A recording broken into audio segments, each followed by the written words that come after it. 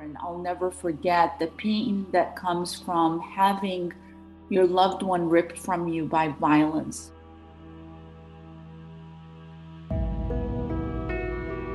Jodi was just a beautiful gal in many ways. Jodine was last talked to when she was alive by a very close friend of her named Serin Cloud. And then apparently the next day, nobody heard from her, and there was no answer, no answer, no answer. Jodine was found on Valentine's Day in 2007 by her father, and she had been sexually assaulted and murdered. On that terrible night of Valentine's Day 2007, my husband Art had caught a quick glance of the killer of our daughter in a very dim lit room. For 11 and a half years after that night, every time I would see a man that fit that profile, I would wonder if that could be the man that killed our daughter. And will he do it again and get away with it? I walked the streets in Carlsbad, said, I wonder if he did it. I wonder if he did it. You know, and it was very painful.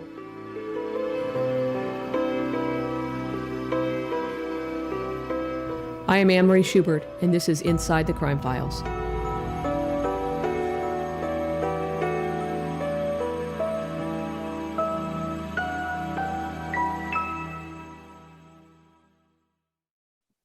Welcome to Inside the Crime Files with Anne-Marie Schubert podcast. I am Anne-Marie Schubert, and this podcast takes listeners inside and behind the scenes of the investigation and the prosecution of some of the most horrific criminal cases in California history. This podcast also examines some of the most unique cases, sometimes with unexpected results.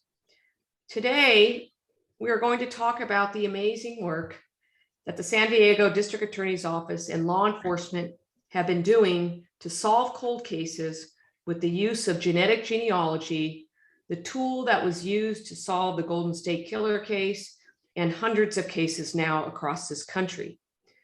My guests today, and I'm honored to have all of them, are San Diego District Attorney Summer Stephan, District Attorney Investigator Anthony Johnson, and Lois and Art Serin, the parents of murder victim Jodi Serrin. Thank you all for joining me today on this podcast. Good to be with you, Anne-Marie. Thanks for this opportunity to highlight important work that matters.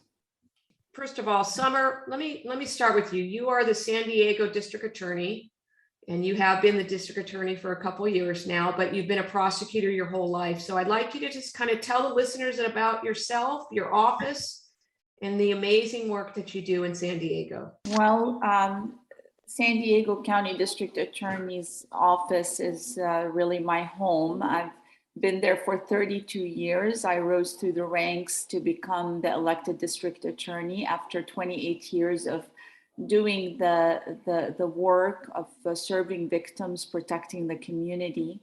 I was elected in 2018, and it's been an honor to serve in that capacity. But one of the things that is so special about being the district attorney is really working and seeing the incredible dedication of our 1,000 employees. Of course, sometimes you have these employees that are just superstars, and I'm so glad that Tony Johnson, our premier investigator, is here. He brought us all of his experience from homicide at San Diego Police. And when I had a vision to expand our cold case division, he was the perfect fit to lead the investigative team there. And I know we'll talk about some of the cases, but I'm also just so pleased to be here with the Serins. You know, when I was at Parents for Murdered Children, I'll never forget, this is before this case was solved, Jodine's case, seeing them and seeing not just, you begin to recognize it, the pain that comes from having your loved one ripped from you by violence, but also the pain of not knowing who the killer is and whether he's lurking behind the corner, knowing that you haven't gotten justice. And I remember talking to them and saying, I can't promise results. I can promise you we will never forget about Jodine, and we're going to do everything to solve it. So for me, this is just exceptional to be here with them and to know that we were able to fulfill that promise, which is so important. As you know, Anne-Marie, you've devoted your life to victims of crime and began the investigative genealogy, the whole movement, which we benefit from. Tony Johnson, I want to kind of switch to you for a minute. Summer mentioned that you came from San Diego Police Department. Maybe you can just tell the listeners a little bit about your background and how you got involved in cold cases. Well, Anne-Marie, I'm an old man. I've been in law enforcement for 42 years, starting on my 43rd year. I did about 32 or 33 with San Diego PD, and my last about 10 years were in homicide and then cold case homicide. I was attracted to cold case homicide because the cases have already been not set aside, but they've been kind of passed over because all the leads have been used up. Right. And I always thought that there was something more we could do with some of these cases. They just needed a little bit more time and a little bit more resources. So I ended up going over to cold case. I loved it. And when it came time to retire from San Diego PD, I was clever enough to trick the DA's office into hiring me up. And next thing you know, I was back in cold case at the DA's office. Before we talk about Jodine's case, if you can just either Tony or Summer, just tell us a little bit about what your cold case unit is, who's in it, how many investigators, how many prosecutors, the types of cases you guys are looking at. Well, currently we have 3 deputy DAs and 2 investigators assigned to cold case. And we have jurisdiction throughout the county, and what we do is work with the local agencies, try to provide them resources and assist them in resolving their cold cases. There's currently about, between San Diego PD, sheriffs, and the other agencies, there's probably about 1,500 unsolved cases going back to the early 70s. And there's a very small amount of investigators. So we're trying to apply all of our resources to get as many of these cases resolved as we can. We're tending to take a look at the old cases first because they're running into problems with, as witnesses pass away and as evidence gets set aside, we're running out of time to solve those. So we're kind of starting with our older cases and moving forward towards our fresher cases. We have the 3 dedicated prosecutors. All they do are cold cases, and the 2 investigators. But we also look at cases where there's already been a deputy district attorney and or investigator, or both of them, that knows the case. That's their case. They've worked on it. And then with the help of the latest and greatest in all of the CSI advances, the team helps that particular prosecutor. They may have the case, even though it's a cold case, and try it, but they have the support of all of the investment in the cold case unit. And recently, we got to grow the unit because we got an almost $500,000 Department of Justice grant specifically for investigative genealogy. Yeah, I think that's one of the things that's so powerful about this new tool that we call genetic genealogy, because it does give hope. And again, I've always said this, they're not all going to get solved. I mean, 1,500 cases is a lot of cases, Tony. But it does give hope that if you do have forensic evidence, that we can take the next step. Once the Golden State Killer was arrested and this new tool kind of came out, what was the next step for San Diego in using that tool, either you or Tony or both of you? Well, I hope your ears were burning, Anne-Marie, because Tony and Chris Lindbergh, our DA that you know well, presented to the whole office. And first thing on cold case, and the first thing, they said is basically Anne-Marie Schubert began this for us with the Golden State Killer. And the fact that you traveled, the first thing I asked you to do, remember when I became DA, was to travel to San Diego with your team and to teach us about the Golden State Killer and what we can do in San Diego to expand our reach and ability to do this work. And we were taking furious notes, and I think you probably are very proud that we really went all out. And since that time, we've had 9 cases that have been solved using investigative genealogy. I mean, cases that are already charged, so on and so forth. So we really appreciate you, but that was the first. You began that, and we were committed to it. And that was a commitment for me as DA, is to have a very strong cold case unit. We cannot forget about these injustices from the past. They're just as important as the current cases. Right. There's 2 cases we're going to talk about today. The first one is Jodi Serrin, which happened in 2007. And Mr. and Mrs. Serin, if I could just start with you and just maybe tell us about your daughter before she was killed. What was Jodine like? Just tell us a little bit about her. First of all, she was very, very young and very, very alive. And that's the part that wounds my feeling. I was with a contract career, and I was often quillied on doing something to be super dangerous of being dropped. And consequently, I dealt with, if you may pardon my feeling, I had and my condition, I had a stroke slightly before. Okay. And it inhibits my speech. So if I sound different, it's okay. It's okay. I appreciate it.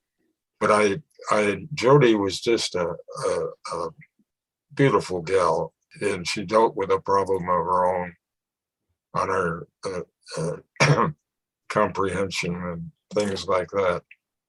But I was always concerned about her. We have 5 other children, and she is the second oldest.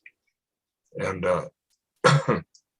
the long term, this the horror of it all that we experienced. I'm sure parents can remember and had to take advantage of that beautiful effort that went forth to solve her case. And her case primarily dealt in a dark room, and it was particularly horrendous that it occurred, and it was a particularly horrendous life for my wife and myself to take that case and continue it through the series of truths. I can only say I am ever grateful to Summer and her department, and particularly the ones that it says 6, 7, 8, 9, 10 in the department that they participated in this case before it was finally solved. Jodi was just the sweetest young lady. She loved her family. She loved animals. She had a horse for many years when we lived in Ohio. His name was Sam. She used to do something really sweet to her family. For their birthdays, she would send cards. And in the cards, she would always make up her own little poem. Something simple like roses are red, violets are blue, I love you, and God loves you too. She was just the sweetest gal. We miss her. For the listeners, Jodine was found on Valentine's Day in 2007 by her father, and she had been sexually assaulted and murdered. And you correct me if I'm wrong on any of the facts, Summer or Tony. But if you can start us off, Tony, with it was Carlsbad Police Department, right? Yes. So just kind of walk us through all the work that was done and then how you got to this point of using this new tool of genetic genealogy. Jodine was last talked to when she was alive by a very close friend of her named Serin Cloud. And they talked on the phone on Tuesday night, February 13th. And this was at about 10 p.m. And Jodine discussed the fact that she was going to a Valentine's Day party the following day. And then apparently the next day, nobody heard from her. Jodine stayed in close contact with her parents. They had tried calling her several times, and there was no answer, no answer, no answer. So finally around, I think it was 10 o'clock on the 14th, which is Valentine's Day, Art and Lois became so concerned that they went over to Jodine's apartment. And they knocked on the door, there was no answer. Art had a key, he opened the door. I think the little security chain latch was there. He pushed that down. He went inside, he went to Jodine's bedroom, and it was dark in the apartment from what I understand. And he saw what looked like Jodine and a male companion in bed. Thinking this was a consensual encounter, Mr. Serin said, "Hey, get dressed and get out of here." And then they waited in the living room area to be a little discreet until the participants had a chance to get dressed. Well, it turned out that it was not a consensual encounter, and that Mr. Serin had actually basically walked in on a murder rape. And the suspect escaped, we think, either through the back sliding glass door or through the front door. And ultimately, Mr. Serin and Lois found out that their daughter was dead. She'd been beaten and raped. I have the highest compliments for Carlsbad PD. They never gave up on this case. They worked it for years and years. They tried everything. They invented they had semen from the offender. So they knew that all they had to do was identify the semen and they would identify the offender. Everything that was available to them, they tried. They did a familial search. They checked local databases for DNA, such as CODIS. Orange County has their own database. They checked that. They really did everything they could do. They checked databases down in Mexico. And then one of their checklists that they said was they brought the case to the DA's office. So we became aware of the case around 2015. And we also put some resources on the case and kept doing everything that we could do. And then we heard about this new cool thing called Investigative Genealogy. And of course, everyone in the state heard about that because of the Golden State Killer. And we thought, well, why can't we try that on Jodine's case? So that's what we did. What does it mean when you say you're going to use this tool called genetic genealogy? Well, any member of the public can go to a company and get their own DNA entered into a DNA database. And what that company does for a nominal fee, usually it's between $50 and $100, they compare the customer's DNA with that of all the other customers in the database who have entered their DNA. And of course, we all know that the more DNA we share, the more closely we're related. Right. So in this particular case, what the company does is they give you back a list of your relatives, whatever contact information those relatives have chosen to enter. And then you can contact them or work on your own family tree, whatever you want to do. Well, this new tool, Investigative Genealogy, what these people did is they took the DNA from the crime scene and entered it into the genealogy database. So what they came up with was DNA and family relationships for the offender. And then using that as a starting point, you come starting with the closest relatives, they try to build a family tree and identify the offender through traditional law enforcement means. And of course, this is a huge breakthrough because those of us in the cold case community, for many years, we've been sitting on many cases that are entered into CODIS, but we don't have a hit. And you reduce to where you almost feel like you're just waiting for a CODIS hit. And now we could actually do something proactively to try to solve some of these cases. Right. So Jodine's case was, I think, the first case in San Diego County where we decided to try this because we had enough sample to retest it. And we also had companies that were available to do it. So Summer, obviously, I'm sure you were well in the circle of this particular case and the use of the tool. Tell us kind of, how was the decision made on this particular case, and what you thought about trying this new tool? Right. So we knew that Carlsbad Police Department had done everything possible. You know, the chief and I would talk about it. This was a priority case, an innocent young woman murdered and sexually assaulted in her place. That is a top priority. So we look for those things where there is no other lead. There's nothing that hasn't been followed up on. So this was the perfect case as the first case to try that tool that you used in the Golden State Killer. And we were ready to go. We made sure that the team was fully trained, that we did everything by the book. As you know, investigative genealogy is investigative. So Right. after you get that lead where it points you in one direction, instead of looking at the whole world of possibilities, it just narrows down where your suspect is. Then you go and you do your traditional, we don't charge anybody based on a genealogy match. That's when the real investigation begins. And that's what Tony did. And then when that investigative genealogy hit came in November 19 of 2018, so that's like 11 years later from 2007 when Jodine was murdered.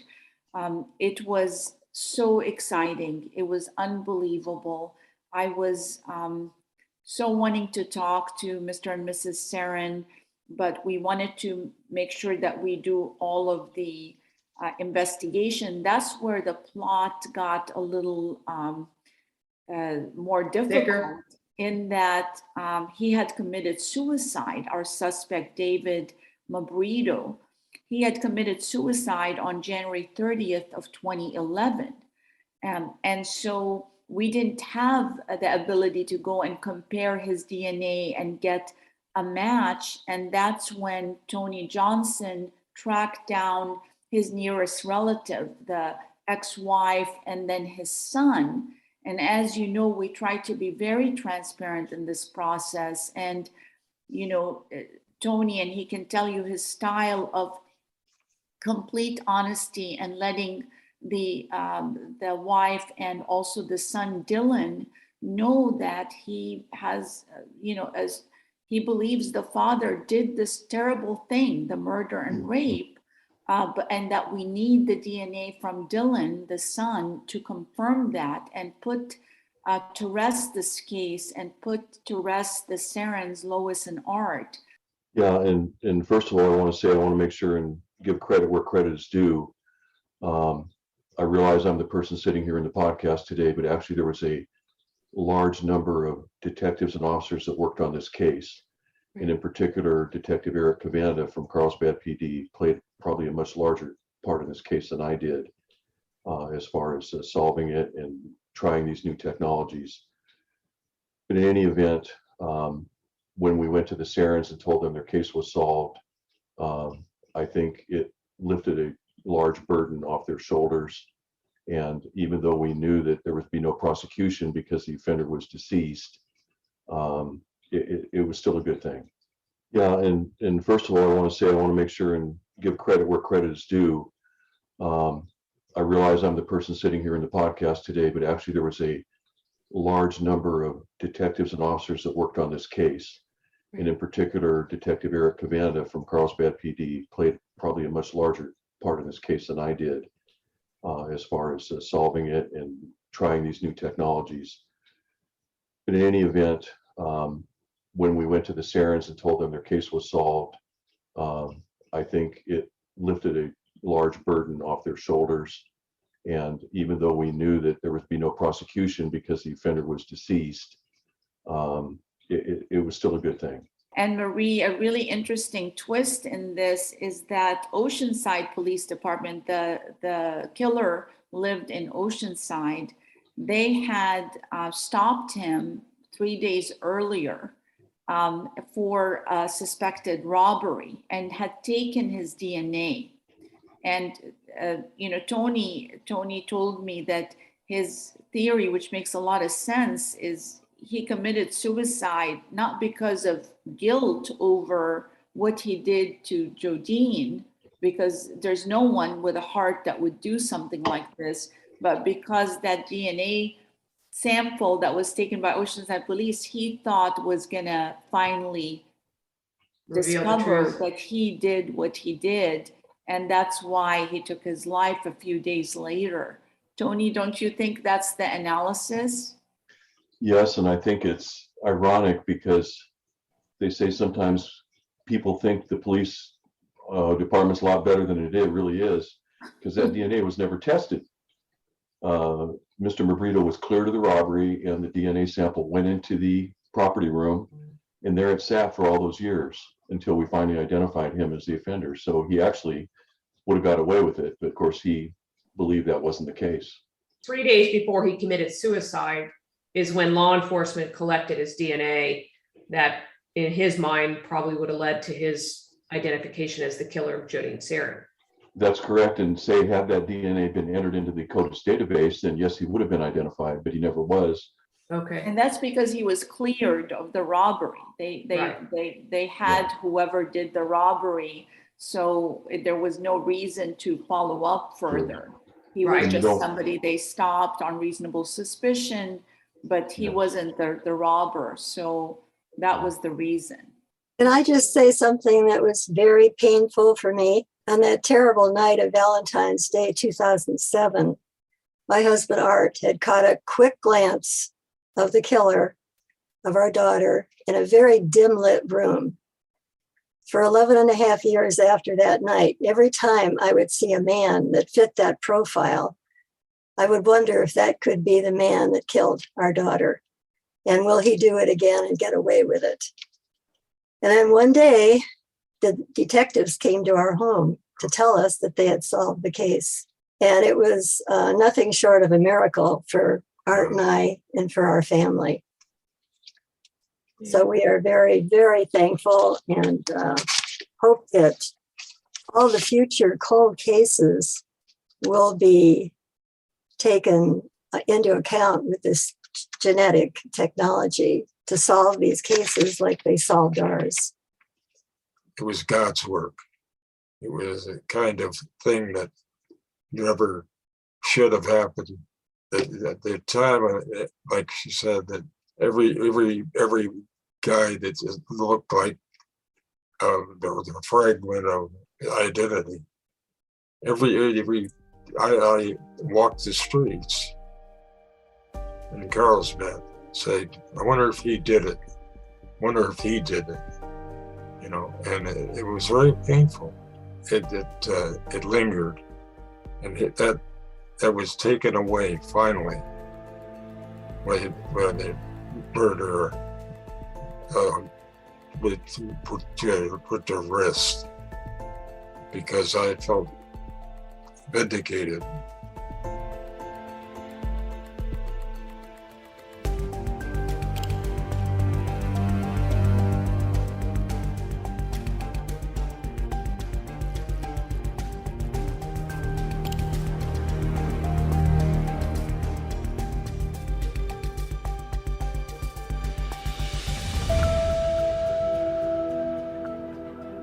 Summer, one of the things that I think, when we do cold cases, and Tony, you as well, this is probably the most common theme, whether it's a rape murder, whether it's a rape case.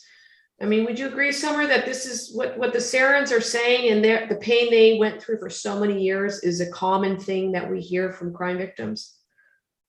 It is a common thing, Anne-Marie, but unfortunately, they don't, victims of crime, they don't have a microphone. I mean, this show is unique that you are bringing the focus on Jodine and her family, but they just live with their pain, but the attention all of a sudden switches to the person who committed the harm, because most of the time they're the ones who are alive. So the victim is, unless prosecutors and law enforcement and the community continues to cry out for that justice, it begins to get lost. But it's a common theme. I mean, Art, Mr. Serin shared that it was literally like a stone was on his chest the whole time, and it was lifted. The pain doesn't go away of the loss, But that additional huge burden of looking over your shoulder,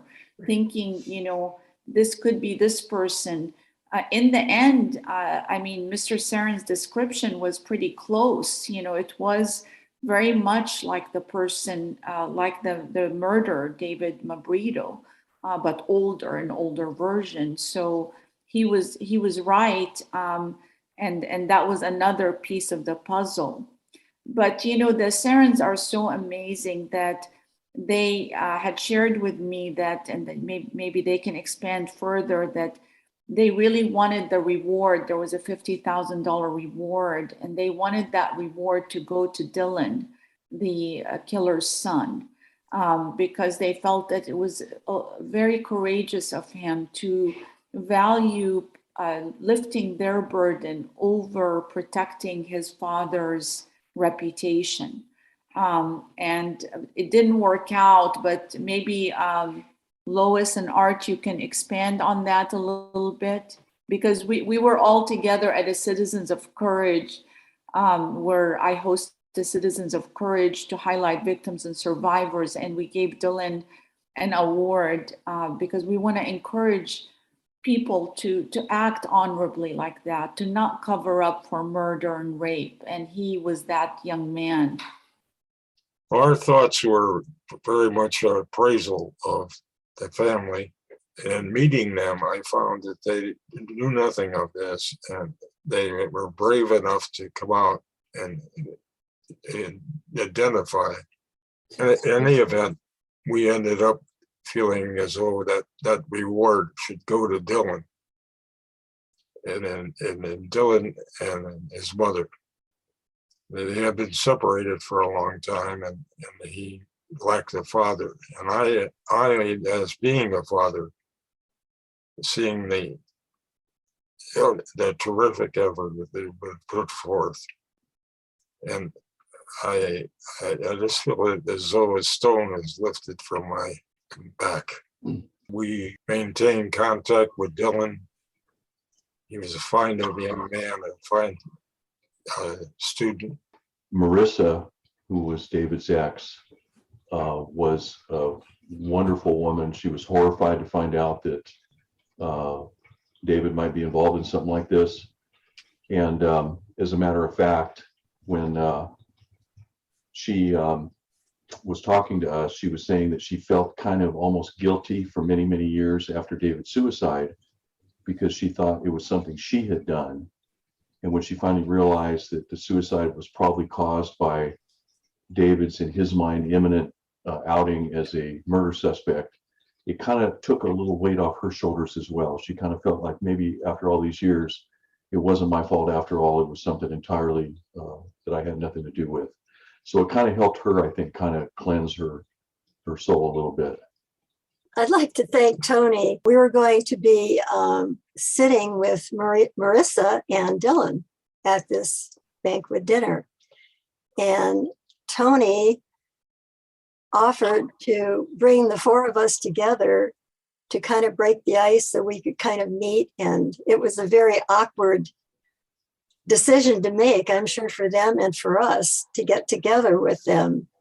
But Tony brought them to a restaurant in Carlsbad where we met them. And it was very touching because we looked at each other, and Dylan brought over a little gift for me. It was an orchid. And it was just so touching. So the four of us had a very nice breakfast. It started out a little awkward, but it turned into a nice morning of getting to kind of know each other. So that when we did go to the dinner in San Diego, we all felt a little more comfortable, and it was good. It was all good. Shows a lot about Tony Johnson, about you as a family, and about Dylan and his willingness to overcome what his father was responsible for. Right. So I want to just kind of switch gears for a second here and talk now about another case that Summer, that your office was involved in, and we'll circle back at the end with you, the Serins, just in terms of really this case. But there was another case that you, Summer, really picked out, and Tony, I call it the Becker case. If you can kind of maybe tell us a little bit about that, and why was this case picked, and who was Barbara Becker? I'll let Tony fill in more, but just this was a really horrific murder. Another Barbara Becker, a mother who cared for her children, and she, again, murdered in her own home, in the sanctity of her home on March 21st of 1979. So this was an older case than the Jodi Serrin case. And again, San Diego, this one was San Diego Police Department. They worked very hard on this. Her husband was a doctor in La Jolla. It was just, one of those horrific murders where you're murdered in the sanctity of your home. Tony, knows the details are so terrible to understand the horror this woman went through. And again, no leads until enter investigative genealogy. And her case was solved after the Serin case on February 14th of 2019. So a few months, 3 months or so after the Serin case was solved, that case was solved. And there were similarities also to, the hit came, the genealogy work began in October of 2018, but there were similarities too in that the murderer was dead, and again, Tony had to go to work to do the rest of the story and to identify. But Tony, you spent a lot of time on this case beginning at San Diego Police, so I'll turn it to you to talk about it. Yeah, there's a lot of cases where we talk about these cases and everyone is familiar with the cases for years. And Barbara Becker was one of these cases. Like you said, Barbara was killed in March of 1979. She lived on Glenwick Lane in La Jolla. She was 37 years old. She'd been married about 15 years to Dr. Michael Becker, who was the head at that time of internal medicine at the VA hospital. They had two sons, Jonathan, age 7, and David, age 9. And on a particular morning where Barbara was killed, the dad and the sons left the house about 8:20. Jonathan got a ride to school with his dad. About 9:30, we know that Barbara had a phone call with a friend from a volunteer group because Barbara did volunteer work. About 10 o'clock, Barbara was supposed to have a hair appointment, but she failed to show up. And then about 1 in the afternoon, Jonathan and David came home. The doors that were normally shut were not shut, and the doors that were normally shut, something was wrong. They went inside and they found basically their mom's body laying on the living room carpet, and she'd been stabbed multiple times and her throat had literally been cut from ear to ear. The ME would later identify 9 separate strokes to the throat. The detectives just pulled out all the stops on this one. They did everything they could. They interviewed neighbors, they interviewed housekeepers, delivery people, everybody they could think of, but there was just nothing to go on. So these two boys that were 7 and 9 are the ones that found their mother? Yes. And had she been sexually assaulted? No, it was not a sexual assault in this case. What we speculate is it may be an interrupted burglary. There was a television that was normally on a stand and it had been moved down to the floor. So we're thinking maybe that it was some type of theft and Barbara was in another part of the house and walked in on it. The interesting thing about this case was there was so much physical evidence because, as sometimes happens in stabbing cases, the offender in this case cut himself by accident. And there was literally a blood trail throughout the house. There was a blood trail in the kitchen, by the kitchen sink where he tried to clean up, into the bathroom. There were paper towels with blood and toilet paper with blood. So he was trying to stop a bleeding injury. And of course, as you know, we can get DNA from blood, but in 1979, there was no DNA testing. So the detectives collected the blood, but were unable to really do much with it other than ABO typing.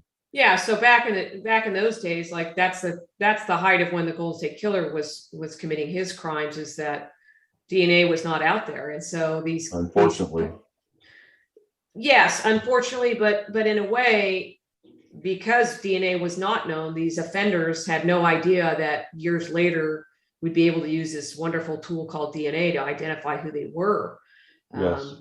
So at some point, Tony, along the way, when DNA did come to our crime fighting tool chest, was DNA done on these items that the perpetrator left behind? Yes, of course, as you know, there's a database called CODIS, which contains the DNA samples of certain convicted persons.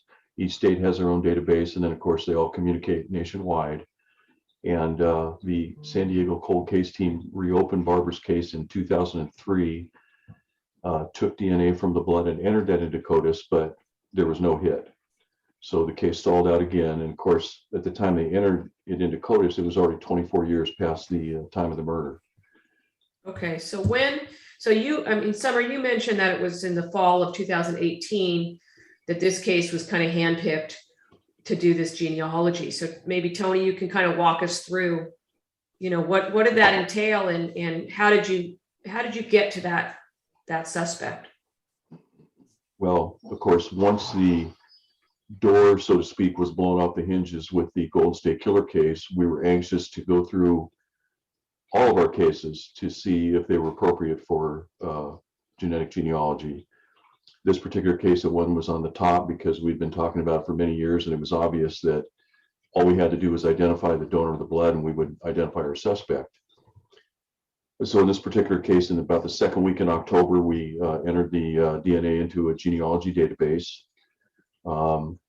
Some good hits came up, and what we're looking for are close relatives that we can start building a tree on. And we did a couple of what's called target tests in this particular case, which means that as you get closer, or if you want to resolve whether or not a particular family group is involved or not, you go out to certain people that are in the family and you ask them, can we have your DNA, to try to narrow this down? Right. And the vast majority of people, when we go to them, of course, we want to be 100% honest and transparent. They're more than willing to help. In this particular case, about the last week in November, we went to a woman named Nancy who lives in Cucamonga, and she agreed to give us her DNA. We got the results back on December 16th, and literally she was so closely related to the offender that within an hour after getting the results back, we had what we felt was the likely offender. His name was Paul Chartrond. Okay, so then from there, well, tell us about this guy, Chartrond. Well, Chartrond had a criminal history. However, his criminal history all occurred before CODIS was set up. So he would have been a candidate for CODIS. He should have been in CODIS, but he was not because he passed away in 1995. But it's very interesting because in October of 78, so just a few months before Barbara's murder, Paul had been arrested for a kidnap rape case. He was out on bail, he jumped bail, and he was actually on the run from police in March of 79 when Barbara was killed. So we're thinking he was, out doing burglaries, whatever. He eventually got picked up on the warrant, and he did 7.5 years in prison. He got out and lived a life of minor crimes until he died in Phoenix in 1995. Once you got his name through the genealogy tree building process, I'm assuming you were trying to make sure you could put him in San Diego and at the time that Mrs. Becker was killed. Yes, and it turned out, interestingly enough, he had a furniture cleaning business on Fay Avenue in La Jolla, which is not too far from where the victim lived. So he was not only in San Diego, but he was very proximate to the victim. Unfortunately, he had been cremated, so there was no way to get DNA from his body. So we had to, similarly to the Jodi Serrin case, we had to go to a son and an ex-wife to do a familial test or a reverse paternity test. Okay, and so were they willing to do that for you? Yes, they were living up in Marysville, Washington, and we traveled up there. I traveled up there with a sergeant from San Diego PD, and we explained to them, and before we were even through with the explanation, they said, well, do you want our DNA or what? And they were very cooperative, and as a matter of fact, when we explained the whole situation, the son said, oh, I'll bet you anything it's my dad because he used to throw me through the wall when I was a kid. So apparently Paul was abusive to his children, and the sons had no particular love for him. you know, it was one of those things where this guy was horrific, you know, and this was an interrupted burglary. And of course, I thought that if he had more time, because he had done a kidnap for rape, that maybe that would have happened also to Mrs. Becker.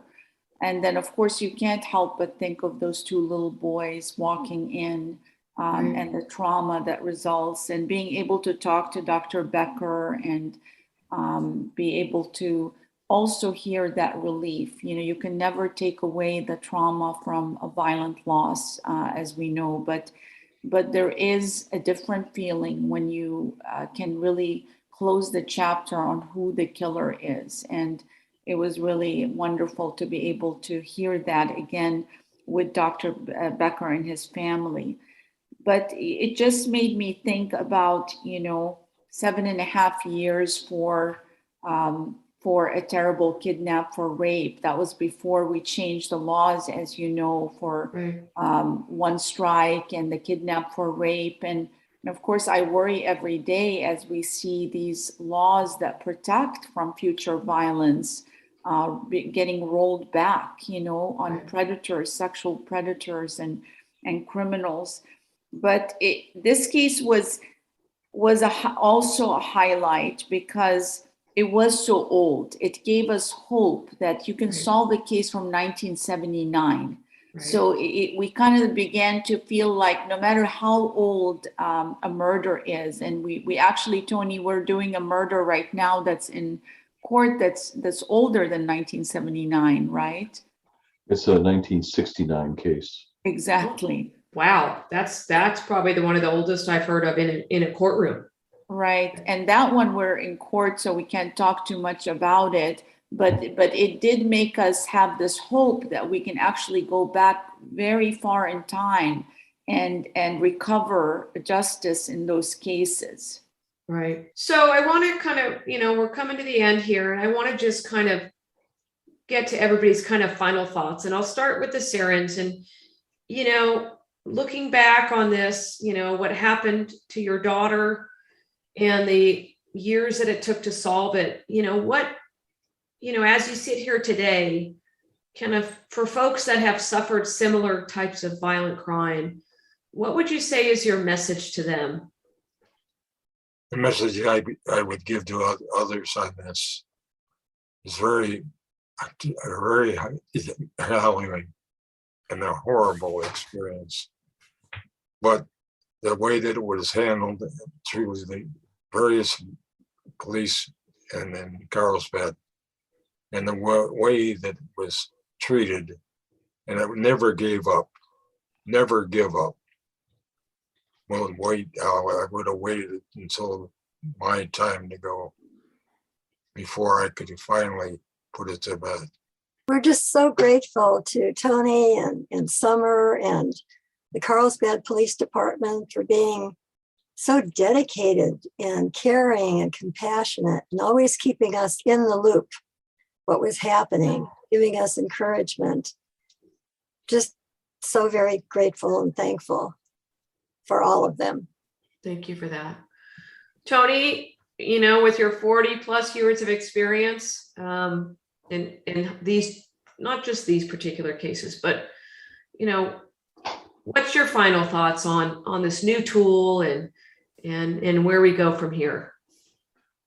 Well, Anne-Marie, I have postponed my retirement because I want to keep working on these cases. We've got about 10 in the hopper now, and I can't wait to get to work Monday and put some more in. This is very exciting for those of us who are in the cold case community. It's a godsend.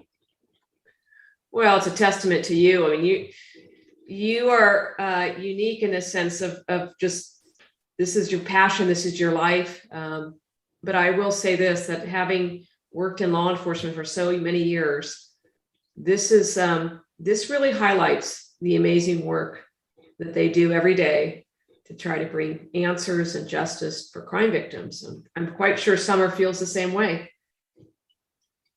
Definitely feel that it's the highest honor in life to protect the most vulnerable, and victims and survivors of violent crime. They've been without their choosing, being put in this most horrific circumstance of pain that comes from violent loss, from homicide and rape.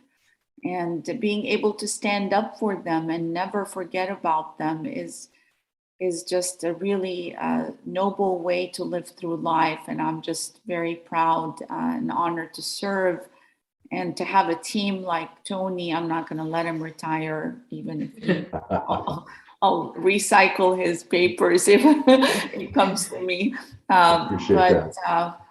You know, but really, as you know, Anne-Marie, the courage of the Serins, you know, to be on this show because they want to give hope to other families, and they want to make sure that law enforcement continues to have the tools in investigative genealogy to solve more cases, and the support, you know, in being able to build cold case units and not just become reactive units, but to be able to actually investigate, and that takes a huge investment. So I'm always just so overwhelmed by the courage of people who lost the most, like the Serins. And I just appreciate them so much, and their support, and making sure that we continue to have the tools to fight the good fight for justice.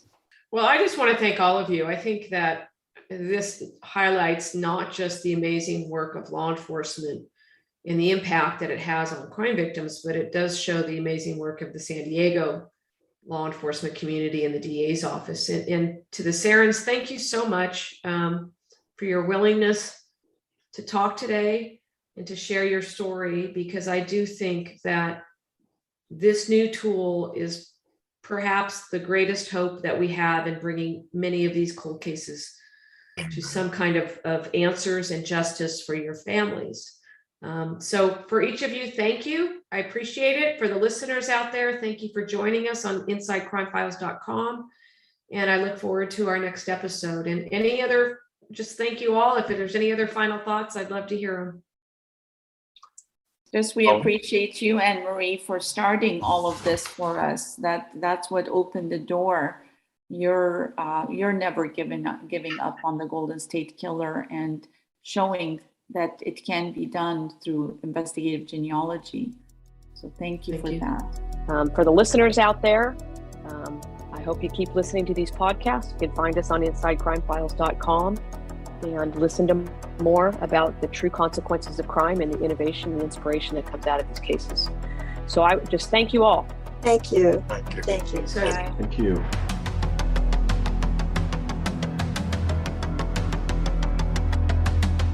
I am Anne-Marie Schubert, and this is Inside the Crime Files.